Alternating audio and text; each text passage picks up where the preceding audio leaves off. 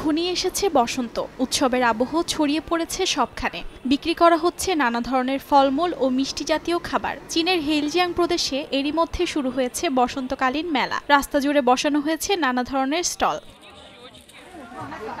দৈনন্দিন পণ্য থেকে শুরু করে নানা ধরনের খাবারের দেখা মিলছে এই বিশেষ স্টলগুলোতে। মেলায় ১০০টিরও বেশি স্টল রয়েছে বলে জানায় আয়োজকরা। এই ভিন্নধর্মী স্টলগুলো ঘুরে ঘুরে দেখছেন পর্যটকরা।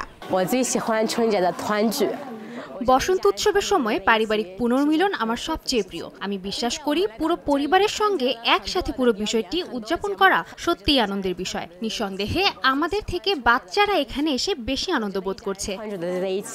আলোকসজ্জায় সাজানো হয়েছে চারিদিক, আকাশে ফোটানো হচ্ছে আতশবাজি। উৎসবের আবহ ধরা দিয়েছে স্বায়ত্তশাসিত অঞ্চল নিংশিয়া হুইয়ের বাসিন্দাদের কাছেও। রাশিয়া, কানাডা, ইরান সহ বিশ্বের বিভিন্ন দেশ থেকে আসা পর্যটকরা ঘুরে দেখছেন শহরটি।